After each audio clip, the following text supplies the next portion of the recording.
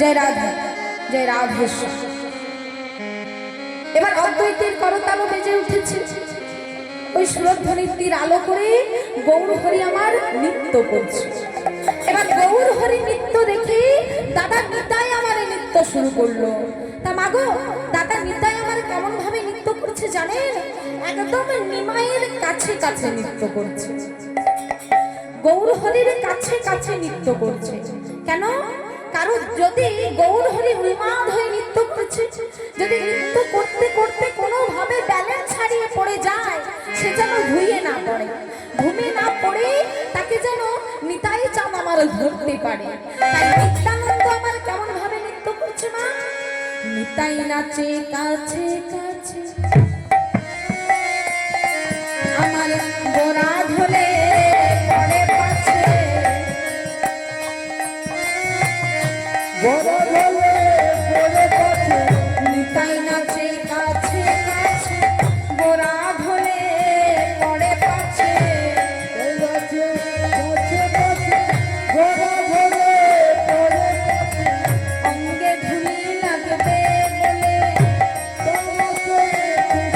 সোনার অঙ্গে ধুলি লাগবে,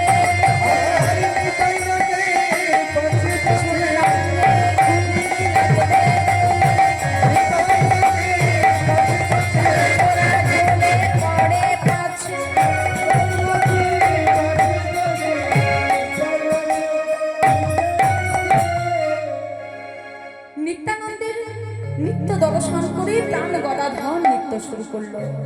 এবার প্রাণ গদাধরের নৃত্য দর্শন করে নৃত্য শুরু করলো কে জানো? সীতাপতি। কে? অদ্বৈতাচার্য। দাপর যুগে ভগবানের রাস নৃত্য দর্শন করতে এসেছিল কৈলাসপতি ভোলানাথ। ভোলানাথের আগমনে গোবিন্দের রাস নৃত্য বন্ধ হয়ে গেল। গোবিন্দ আমার বুঝতে পারলেন এই রাস মঞ্চে দ্বিতীয় কোনো পুরুষের আগমন হয়েছে। তাই গোবিন্দ আমার ভোলানাথের কাছে গিয়ে বলে, ভোলানাথ আপনি ফিরে যান, এই রাস মঞ্চে আমি ছাড়া দ্বিতীয় কোনো পুরুষের আগমন নেই, আপনি ফিরে যান। ভোলানাথ বলল, প্রভু অনেক আশা করে এসেছিলাম আপনার রাস নৃত্য দর্শন করব বলে, কিন্তু তা আমার পূর্ণ হলো না। তবে আমি আপনাকে বলে রাখছি প্রভু, যে রাস নৃত্য আপনি করলেন বৃন্দাবনে, সেই রাস নৃত্যই হবে আগামী কলিযুগে নবদ্বীপ ধামে।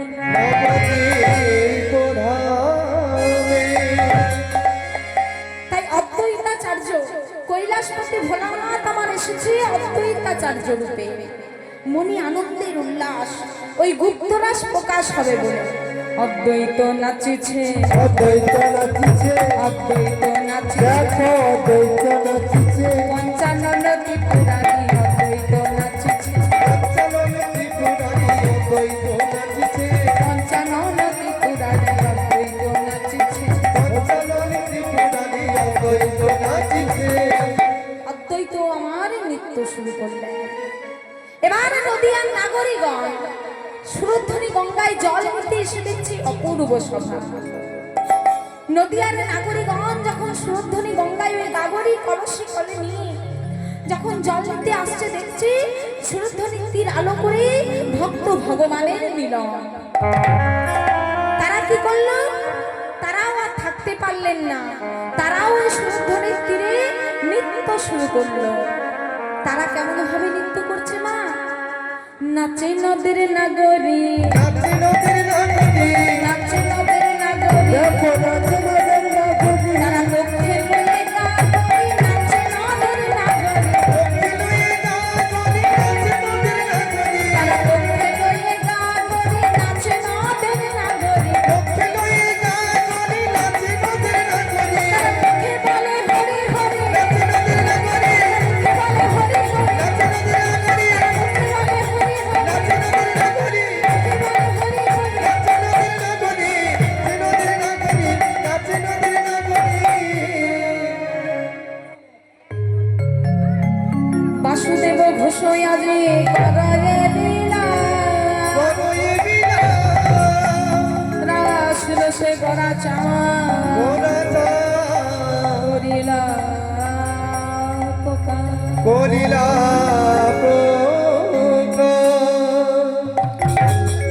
সমবেত পরম পূজ্যপদ শ্রী শ্রী হরি নামানুরাগে আমার সকল পিতৃবর্গ ও আমার রাধা রানীর অংশ সংবেদন, আমার সকল মাতৃবর্গ, জানি না কোন জন্মের কতখানি সুকৃতির ফলে আমার পিতা মাতার আশীর্বাদে, আমার গুরুদেবের আশীর্বাদে আমি আপনাদের মতো ভক্তির চরণ তলে এসে দাঁড়াবার সৌভাগ্যটুকু লাভ করেছি। আমার না আছে জ্ঞান, না আছে ভগবানের চরণে দৃঢ় ভক্তি। আমি ভক্তিহীনা, ভজনহীনা ও জ্ঞানহীনা একজন অধম কীর্তনীয়া। তথাপিও আজকে যে আমি আপনাদের মতো ভক্তে চরণ তলে এসে দাঁড়াবার সৌভাগ্যটুকু লাভ করেছি, এটা আমার কোটি জন্ম সুকৃতির ফল। আমার তো কোনোদিন সৌভাগ্য হবে না মা যে আপনাদের প্রত্যেকের চরণে এক এক করে প্রণাম করে সেই চরণ ধুলা মস্তকে নেব। তাই আজকে আমি এই আসরে দাঁড়িয়ে, আপনারা যে যেখানে যেমন ভাবে দাঁড়িয়ে আছে, যে যেখানে যেমন ভাবে বসে আছে, আপনাদের সকলের যুগল চরণে জানাই আমার অনন্ত অনন্ত কোটি প্রণাম।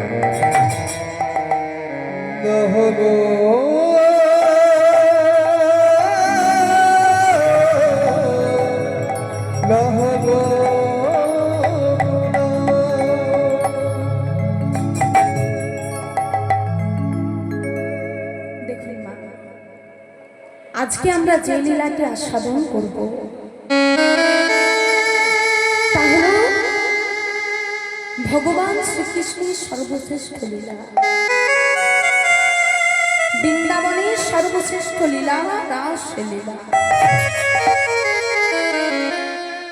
এই লীলাকে গাইতে গেলে অনেক কিছু ভুল ত্রুটি হবে, যার কথা পঞ্চমুখী দিবানিশি ব্রহ্মা বলে শেষ করতে পারে না, বিষ্ণু বলে শেষ করতে পারে না, ভোলানাথ বলে শেষ করতে পারে না, তার কথা আমার মতো অধমা কেমন ভাবে বলতে পারে?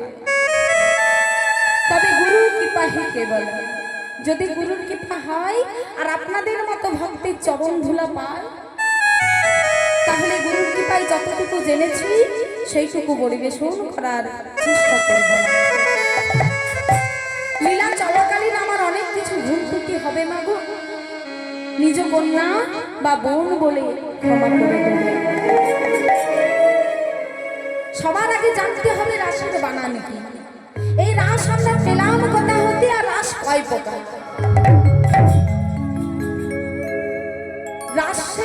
রাস হলো 3 প্রকার। রয়কার তালাবস্য রাস, যার অর্থ হলো রাশি রাশি।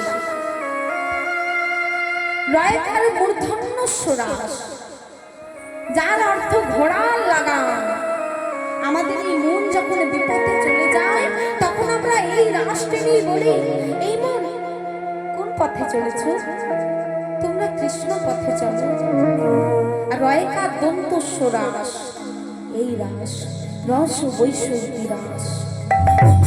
ভক্তের সাথে ভগবানের মিলন, আত্মার সাথে পরম আত্মার মিলন। এই রাস আমরা পেলাম কথা হতে। একদিন কৈলাসে হর পার্বতী এক আসনে বসে আছে। মা পার্বতী ভোলানাথকে বলছে, প্রভু আপনি পঞ্চমুখী দিবানিশি কার নাম জপ করেন? কে সেই পরম পুরুষ? বলুন প্রভু বলুন। আমার মনে বড় ইচ্ছা প্রভু, সেই তত্ত্ব আপনি আমাকে শ্রবণ করেন। ভোলানাথ বলছে, পার্বতী এই তত্ত্ব আমি তোমাকে শোনাতে পারি, তবে এই তত্ত্ব তোমাকে অতি গোপনে রাখতে হবে। মা পার্বতী বলছে, প্রভু বলুন প্রভু বলুন। তাই ভোলানাথ মা পার্বতীকে একটি গোপন স্থানে নিয়ে গেলেন, যে বৃক্ষের তলায় বসলেন সেই বৃক্ষের উপরে বসেছিল একটি সুখ পাখি। সুখ পাখিটি মনে মনে চিন্তা করে, ভোলানাথ মা পার্বতীকে এমন কি তত্ত্ব শ্রবণ করাবে যার জন্য এত গোপন স্থানের প্রয়োজন হলো। তাই গাছের ওপরে চুপটি করে বসে রইল। এদিকে ভোলানাথ মা পার্বতীকে একের পর এক ভাগবত কথা বলে চলেছে, আর আমার মা পার্বতী হু দিয়ে চলেছে। এবার হু দিতে দিতে ভোলানাথের কোলে মাথা রেখে মা পার্বতী আমার ঘুমিয়ে পড়ল। সেই সুখ পাখিটি মনে মনে চিন্তা করছে, কই আর তো হু ধ্বনি ভেসে আসছে না। তাই পার্বতীর কণ্ঠে কণ্ঠ মিলিয়ে সুখ পাখিটি হু দিতে লাগলো। হঠাৎ ঘুম ভেঙে গেল মা পার্বতী। প্রভু তারপরে কি? পার্বতী, তুমি শোনোনি পার্বতী? না প্রভু, আমি ঘুমিয়ে পড়েছি। তাহলে কোথা হতে ভেসে আসছিল সেই হু ধ্বনি? চারিদিকে চাইতে চাইতে চাইতে চাইতে দেখতে পেলেন গাছের ওপরে সেই সুখ পাখিটি। এই সুখ পাখি যদি বেঁচে থাকে তাহলে তো পৃথিবীতে ভগবত কথা প্রচার হয়ে যাবে। তাই আদেশ করলেন কৃষ্ণকে, যাও কৃষ্ণ, ওই সুখ পাখিকে এখনই বধ করো। ওই সুখ পাখিকে তুমি এখনই বধ করো। প্রাণের ভয় ছুটে চলেছে সেই সুখ পাখিটি, পিছনে পিছনে চলেছে ভোলানাথের ত্রিশূল। প্রাণের ভয়ে সেই ছোট্ট সুখ পাখিটি ছুটে চলেছে, আর পিছনে পিছনে চলেছে ভোলানাথের ত্রিশূল। এদিকে ব্যাস পত্নী পরাশরী একটি সরোবরে স্নান করে যেই না হা প্রভু বলে বদন মেরেছে, সেই সুখ পাখিটি প্রবেশ করলো ব্যাস পত্নীর উপরে। সম্মুখে দাঁড়িয়ে পড়ল ত্রিশূল। এই নারী, হয় তুমি ওকে প্রসব করো নয়তো উদ্গীরণ করো। প্রভু, আশ্রয়হীনা পাখি যখন আমার গর্ভে আশ্রয় নিয়েছে, তখন আমি তাকে আর আশ্রয়হীনা করতে পারবো না। আপনি ফিরে যান প্রভু, আপনি ফিরে যান। ফিরে গেল ত্রিশূল। প্রভু, ওই সুখ পাখিকে আমি বধ করতে পারিনি। সেই সুখ পাখিকে একটি নারীর গর্ভে আশ্রয় নিয়েছে। এদিকে 1 মাস 2 মাস 1 বছর 2 বছর অবশেষে 16 বছর বয়সে ব্যাস পত্নীর গর্ভের সন্তান ভূমিষ্ঠ হল। সেই সুখ পাখি 16 বছর বয়সে ভূমিষ্ঠ হল, যার নাম হলো শ্রী সুখদেব গোস্বামী। জন্ম নিয়েই চলে গেলেন সাধন ভজনের পথে। সংসার মায়া তাকে বেঁধে রাখতে পারল না। এদিকে মহারাজ পরীক্ষিত একদিন মৃগয়ায় বেরিয়ে একটি হরিণ শাবকের পেছনে ছুটতে ছুটতে প্রবেশ করলেন একটি গভীর অরণ্যে। যে অরণ্যে ধ্যান করছেন সমিত মুনি। তৃষ্ণায় কাতর মহারাজ মুনির কাছে একটু জল চাইলেন। মুনি যে ধ্যানমগ্ন তা রাজা পরীক্ষিত বুঝতে পারল না। আমি রাজা পরীক্ষিত, একটু জল চাইলাম, আমায় দিল না। সম্মুখে পড়েছিল একটি মৃত সর্প। প্রধানমৃত মহারাজ সেই মৃত সর্পটি তুলে মুনির গলায় জড়িয়ে দিলেন। এই দৃশ্য লক্ষ্য করল মণিপুত্র সিংহী। কে তুই পাপিষ্ঠ রাজা?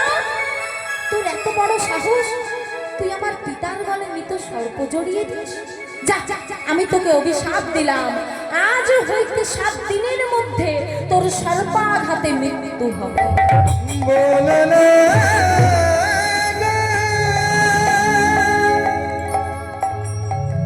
তুমি আমার কোলে বলো না, বলো না, তুমি এমন করে বলো, বলো না। ধ্যান ভেঙে গেল।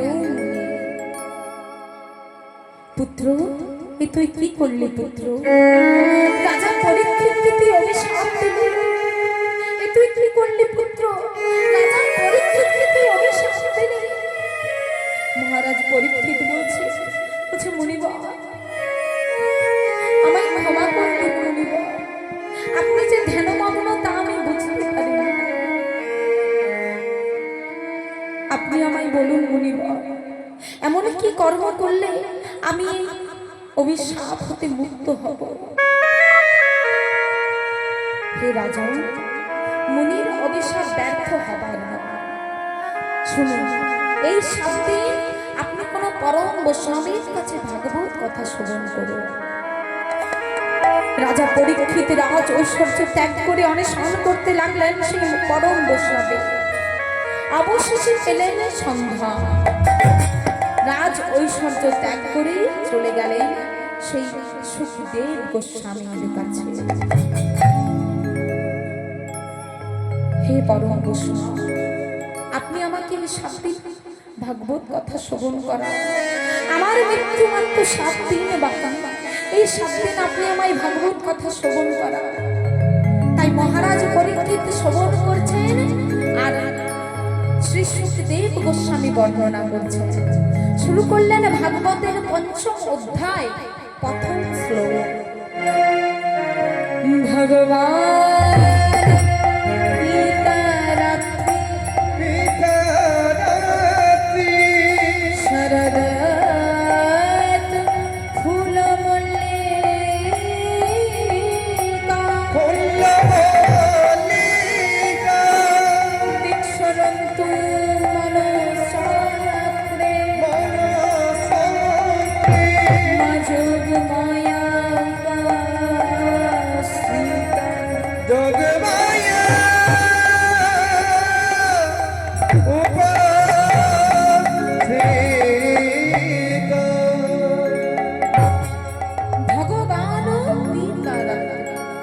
ভগবানের সেই প্রতিশ্রুতি রজনী, ভগবান হয়ে সেই রাতে প্রতিশ্রুতিবদ্ধ হয়েছিল।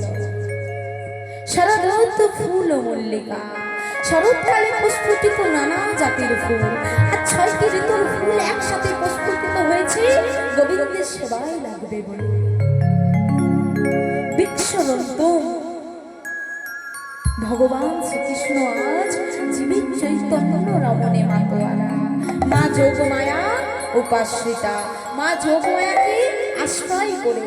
তাহলে সবে মিলে বৃন্দাবনের সভাটি কেমন? শরদ চন্দ্র পবন, শরদ চন্দ্র পবন, শরদ চন্দ্র পবন, শরদ চন্দ্র পবন মন্দ, বিপিনে ভুরুল কুসুম গন্ধ,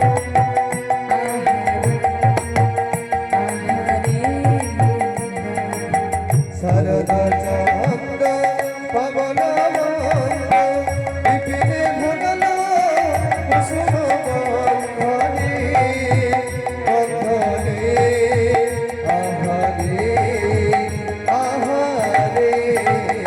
দিবা ফুল মল্লিকা মালতী জ্যোতিরে, দিবা ফুল মল্লিকা মালতী জ্যোতিরে, আজ ফুল মল্লিকা মালতী জ্যোতিরে, দিবা ফুল মালতী জ্যোতিরে। মধুকর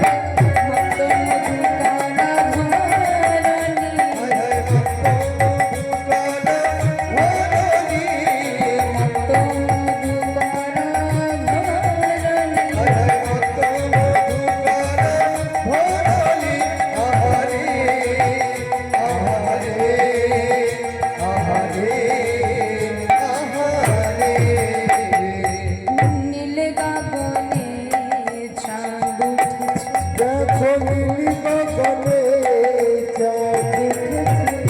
নীল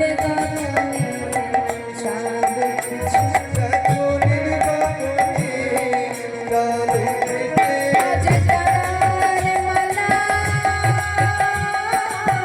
গলায় পরে নীল গগনে চাঁদ উঠেছে। দেখো কানার মালা গলায় পরে নীল গগনে চাঁদ উঠেছে। আজ নীল গগনে চাঁদ উঠেছে, দেখে মনে হচ্ছে যেন তারার মালা পরে আছে। বৃন্দাবনে আজ অপূর্ব শোভা। বৃন্দাবনে 6টি ঋতুর ফুল আজ একসাথে পুষ্পিত হয়েছে। প্রতিটি ঘাসের ডগায় শিশিরের বিন্দু দেখে মনে হচ্ছে এই যেন চাঁদের হাত বসেছে। বৃন্দাবনে আজ অপূর্ব শোভা, একবার নয়ন দিলে আর নয়ন ফেরানো যায় না, এমনই অপূর্ব শোভা। ভ্রমর ভ্রমরিগণ কি করছে? এক ফুল থেকে উড়ে গিয়ে বসছে আরেক ফুলে, আরেক ফুল থেকে উড়ে গিয়ে বসছে আরেক ফুলে। দেখে কি মনে হচ্ছে জানো মা? দেখে কি মনে হচ্ছে? দেখে মনে হচ্ছে কইছে কথা, কইছে কথা, কইছে কথা, দেখো কইছে কথা। ফুলের কানে কানে তারা কইছে কথা, ফুলের কানে কানে তারা কইছে কথা। ফুলের কানে কানে তারা কইছে কথা। ফুলের কানে কানে তারা কইছে কথা। ভ্রমর ভ্রমরিগণ এক ফুল থেকে উড়ে গিয়ে বসছে আর এক ফুলে। তারা ফুলগুলোর কানে কানে কি বলছে জানো? কি বলছে জানো মা? ঝরে পড়ো না, ঝরে পড়ো না, ঝরে পড়ো না, ঝরে পড়ো না। ফুটেছ যখন ঝরে পড়ো না। ফুটিছো দেখো, ঝরে পড়ো না। আজ গোবিন্দের রাস হবে আজ, ফুটেছ যখন ঝরে পড়ো না। গোবিন্দের রাত হবে বলে ফুটেছো যখন ঝরে পড়ো না। বৃন্দাবনে আজ অপূর্ব শোভা, একবার নয়ন দিলেই আর নয়নে ফেরানো যায় না, এমনই অপূর্ব শোভা।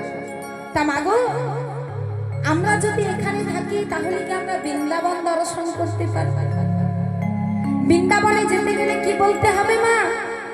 এদিকে ও মা, ও মা, এদিকে গো, এত হাসি কিসে?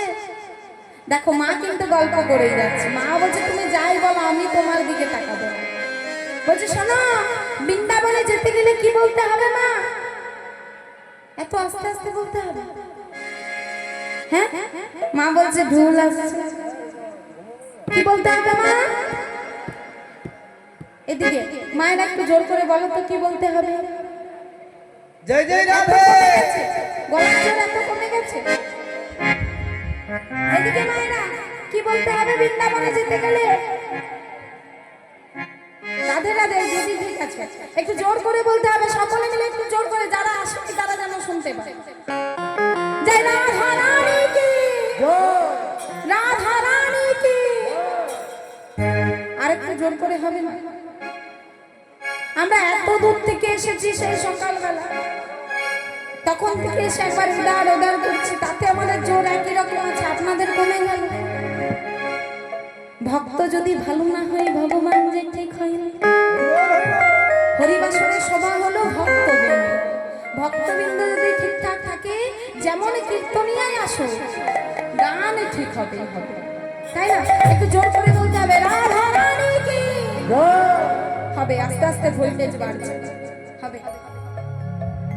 চলুন রাধা নাম করতে করতে আমরা পৌঁছে যাব বৃন্দাবনে। সকলকে একটু অনুধ্বনি করতে হবে। যাবেন তো বৃন্দাবনে? দেখুন মা, আপনাদের দেহ নিয়ে তো আমি বৃন্দাবনে নিয়ে যেতে পারবো না। কেউ যদি অধমার সাথে মন প্রাণ নিয়ে বৃন্দাবনে যেতে চান, দুটি বাহু তুলে বলতে হবে রাধে। জয় জয় রাধে। দেখুন মা, হাত উঠছে আর নেমে যাচ্ছে। হাত যদি নেমে যায় তাহলে কিন্তু টিকিতে ধরবে, টেনে যাওয়া যাবে না। টিকিতে কিন্তু নামিয়ে দেবে, যাওয়া যাবে না। তাই হাত দুটো তুলতে হবে। আচ্ছা মা, চোর যদি পুলিশকে দেখে, মানে করুন চোরই চুরি করে পালিয়ে যাচ্ছে, এবার পুলিশকে দেখেছে, কি করবে সে? হাত দুটো তুলে কি করবে? সারেন্ডার করবে। আর আমরা ওই গোবিন্দের সামনে বসে আছি, হাত দুটো তুলে সমর্পণ করব। হে গোবিন্দ, আমার বলতে আমাদের যা কিছু আছে সব তোমার চরণে সঁপে দিই। তুমি আমার, আমি তোমার, আর কেহ না।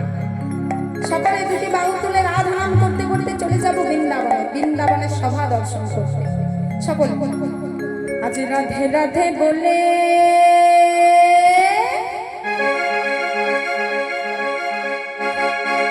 আজ দুটি বাহু তুলে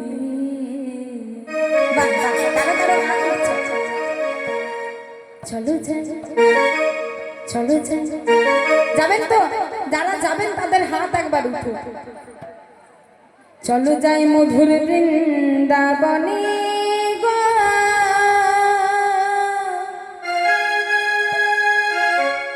চলো যাই মধুর বৃন্দাবন।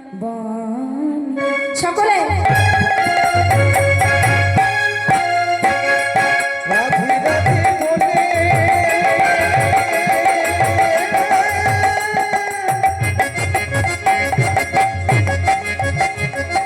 দুটি বাহু তুলে চলো যাই, চলো যাই, চলো যাই মধুর বৃন্দাবনে, চলো যাই মধুর বৃন্দাবনে।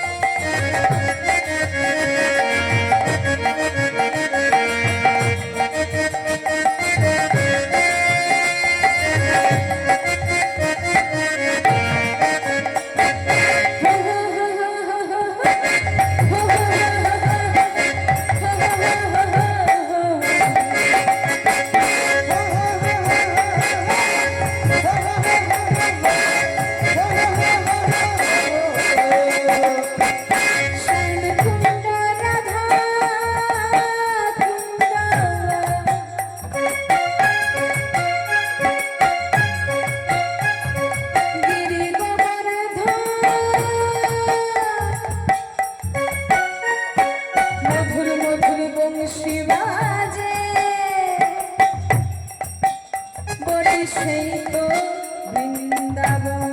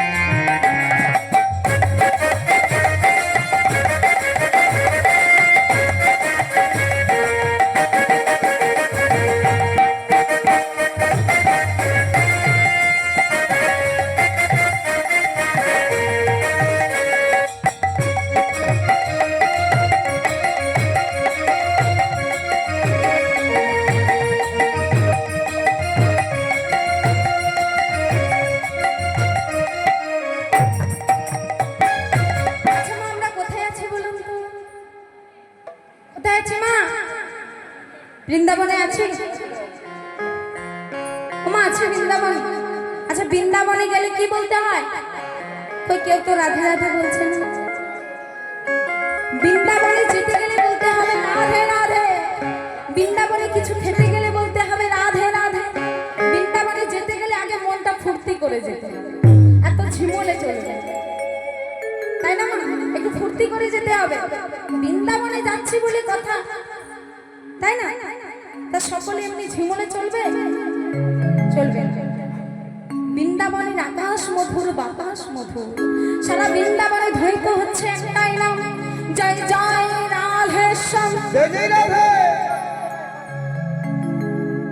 আর কত হাত তুলবে? হাত তুলে তুলে হাত ব্যথা করছে, বলছে আর হাত কেউ তুলছে না। এই যে এসেছে বসেছে এটাই অনেক, এসে বসে আছে এটাই অনেক, তাই না? জানো মা, 10 বার কৃষ্ণ নাম করলে যে লাভ হয়, একবার রাধা নামে সেই লাভ হয়। 10 বার কৃষ্ণ নাম করলে যে ফল লাভ হয়, একবার রাধা নামে সেই ফল লাভ হয়। চলুন একবার জোর করে বলে বৃন্দাবন ধাম কি হবে হবে, বৃন্দাবন ধাম কি, বৃন্দাবন ধাম কি। তোরা দেখে যা, তোরা দেখে যা, দেখে যা, দেখে যা, জনি জনি আমার কৃষ্ণ এলো বৃন্দাবন।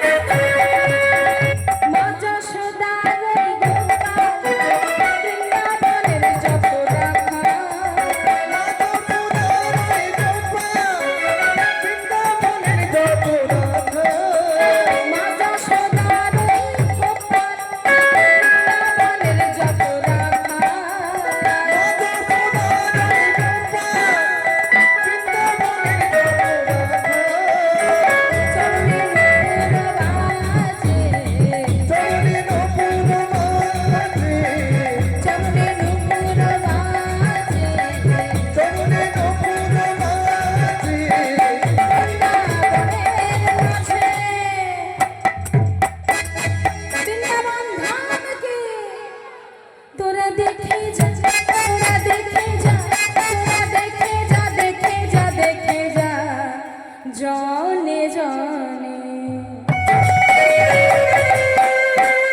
আমার কৃষ্ণ এলো বৃন্দাবনে।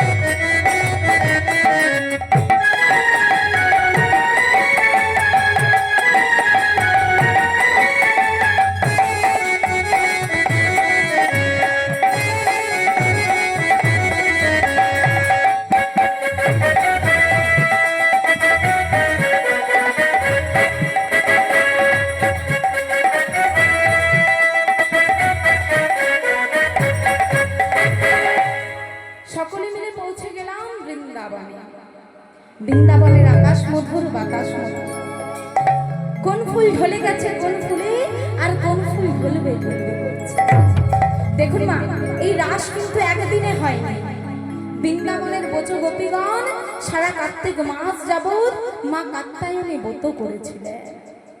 আজ তার শেষ দিন। ব্রজবালাগণ সরই সূর্য পরম পুরুষ ভগবান শ্রীকৃষ্ণ পতি রূপে লাভ করিবার জন্য যমুনার কূলে গিয়ে বালি দিয়ে তৈরি করলেন একটি দেবী মূর্তি। বন থেকে তুলে আনলেন কোন ফুল আর বিল্লপত্র, যমুনার জল আর বিল্লপত্র দিয়ে মা কাত্যায়নী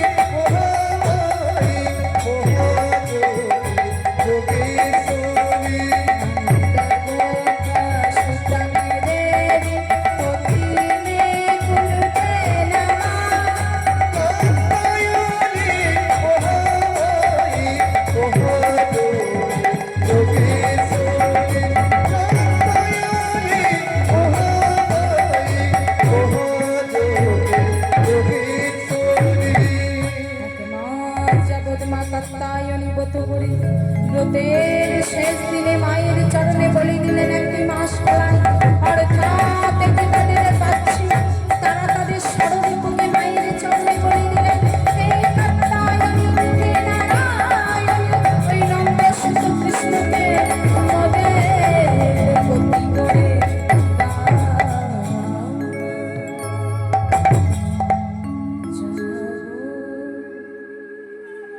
তুমি যা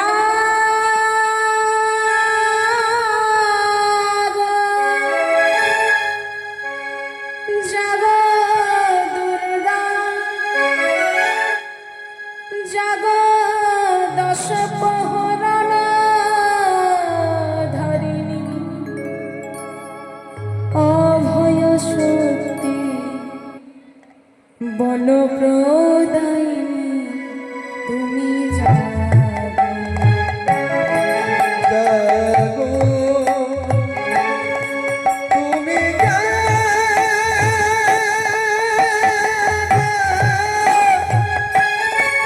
জাগো দুর্গা, জাগো দশমোহনধারিণী,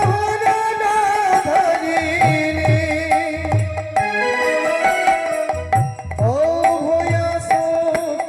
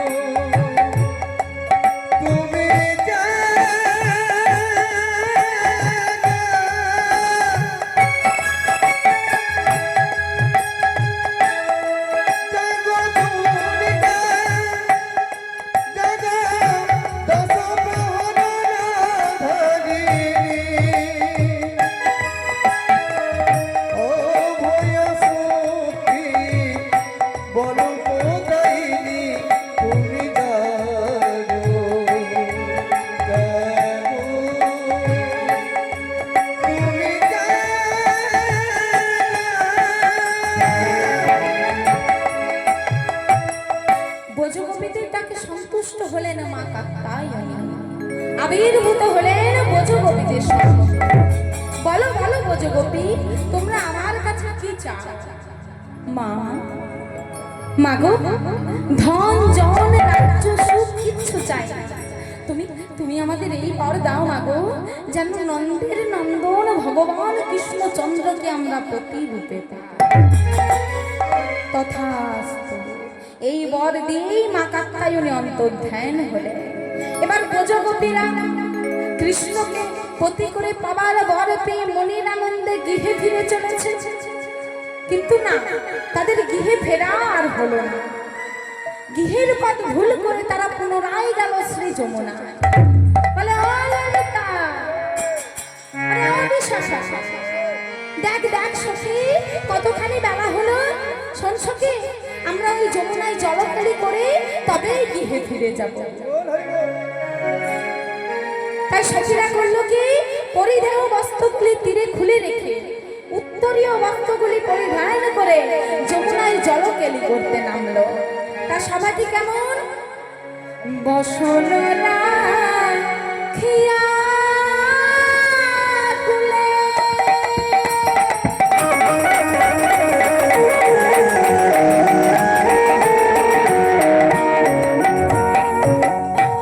নামিল যমুনার জলে। বসন রাখিয়া কুলে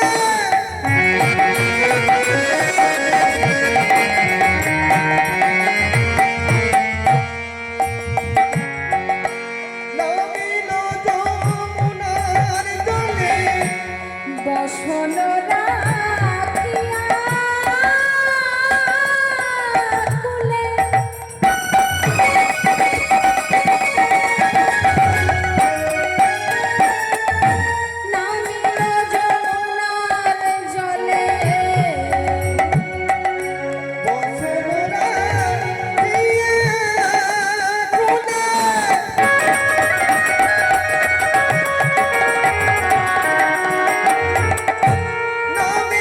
যমুনার জলে। আনন্দেতে আনন্দেতে জলকেলি করে। আনন্দেতে আনন্দেতে